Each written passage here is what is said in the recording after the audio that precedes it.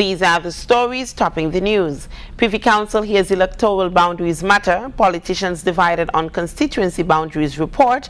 NBC News anchor suspended for false news coverage. Good afternoon and welcome to ZIZ Midday Newscast for Wednesday, February 11th, 2015. I am JD Keynes. Now for a look at the news in detail.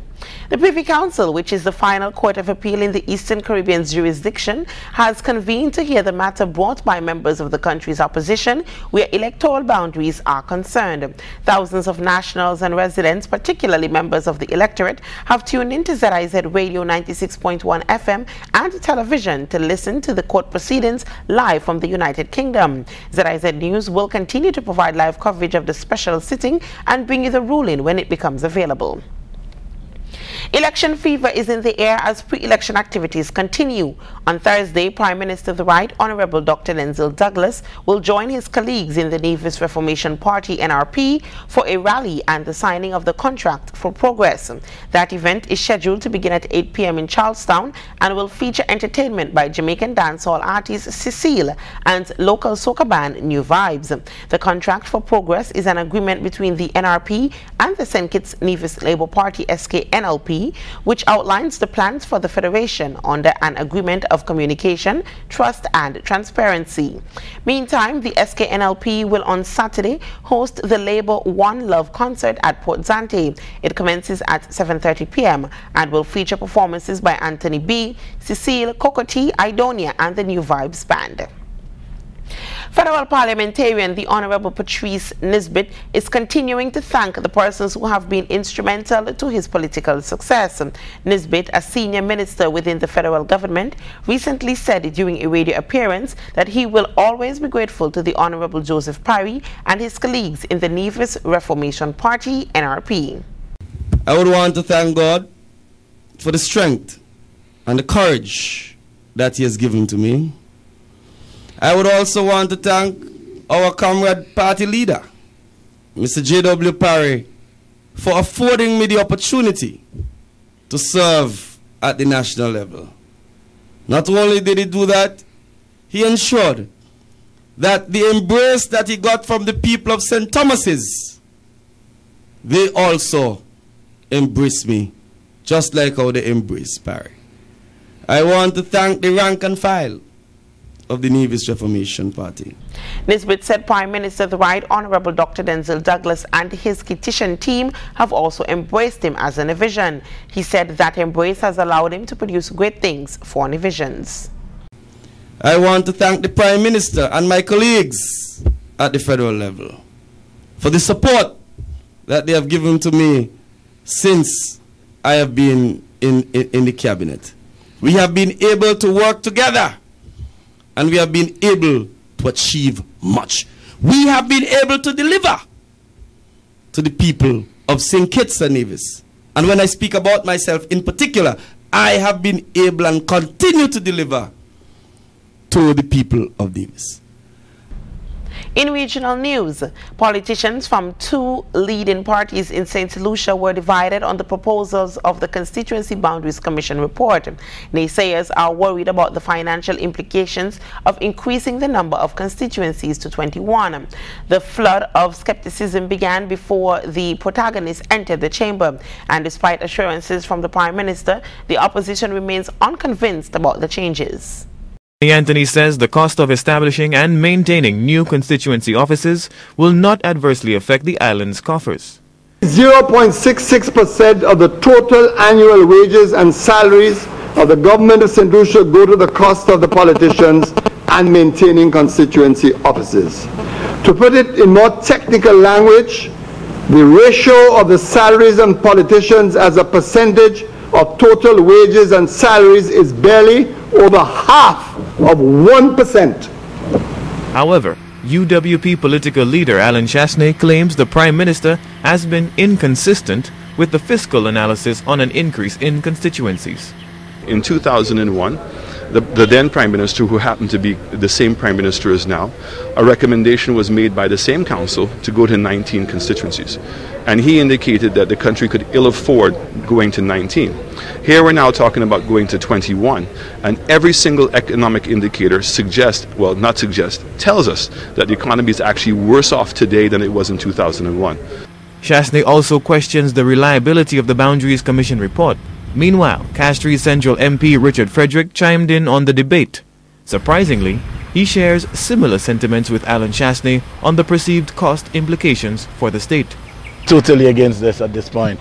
I mean, when unemployment is rising, we can hardly, our revenue is inadequate to essentially take care of our expenses. We cannot be, I don't mind had it been a one-off expense, but it will be a perpetual expenditure. Former Prime Minister Stephenson King supports the measure he believes will accommodate the island's growing population. And if you look at the constituencies that have been affected, when you look at the constituencies in the north, particularly Grosile, Babonneau, Castries East, Castries Southeast, and Castries North, we are far ahead in terms of population. King added that the change will foster a more intimate and balanced relationship between constituents and their representative. However, he suggested the current administration's aggressive push for reform might have a strategic advantage. When you look at it in terms of the manner in which the cuts have been made, there are advantages and disadvantages for both the government and the opposition. One would anticipate that the government has done a tremendous amount of work in proposing those changes, which eventually, I assume, will benefit them. St. Lucia last increased the number of constituencies in 1974 with the advent of Castries Northwest Babonneau, which was won by Alan Bousquet, who tallied 1,418 votes in the general election of that same year. Rihani Isidore, HTS News Force. University of Guyana students are hopeful that there will be a speedy resolution to the impasses staff and the university administration. Ivor Wharton reports. University of Guyana students remain hopeful that there will be a speedy resolution to the impasse between the university's administration and staff. Several law students who spoke with this newscast said the strike is affecting classes and could also affect their ability to move on to regional law schools should it prolong. Well, it's a very sad situation. Students are adversely being affected, and I think they should get it together very speedily. Yeah, but this strike action has been affecting us a lot, especially as first-year law students, seeing that we're synced with the UE first-year law program. So because they're ahead of us right now, it will put us at a disadvantage. Another student who stands in support of the industrial action said he's disappointed that more has not been done on the part of the administration to cater to the needs of its staff.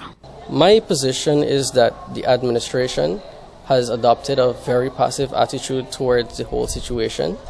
Likewise, the relevant ministries, because we, the students, would have contacted them, and some of them would have replied saying that they do not want to interfere. No, I'm saying that UG is a state institution, and therefore you have an obligation to us. President of the University of Guyana Student Society, Joshua Griffith, said they are hoping that good sense will prevail and bring an end to the impasse. So at the end of the day, our position remains the same.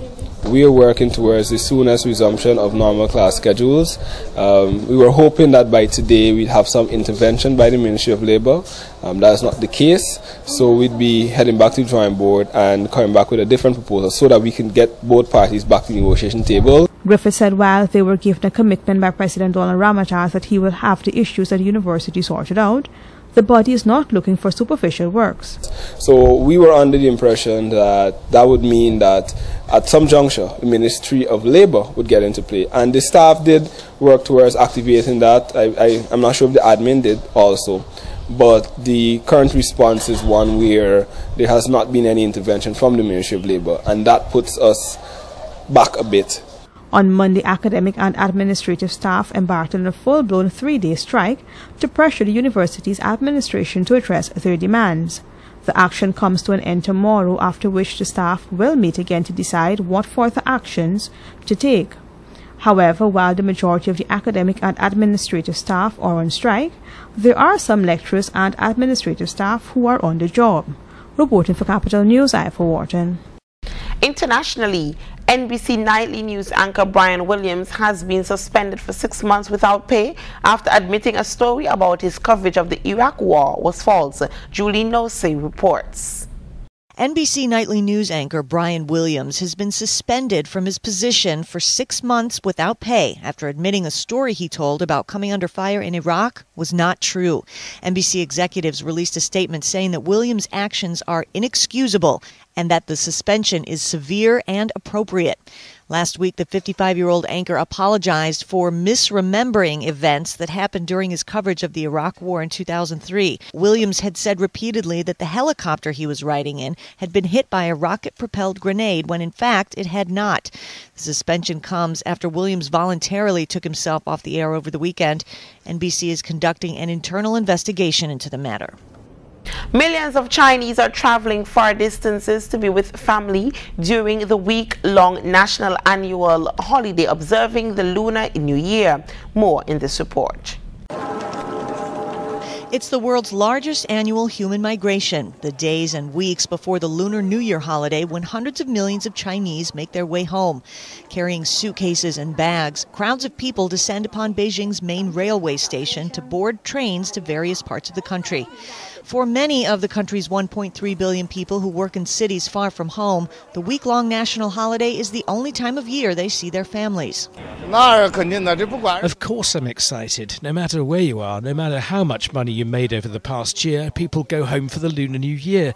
My parents and kids are at home. I haven't seen them for a year. We're not at home the whole year. The New Year is the only time we spend with them, so I must go home.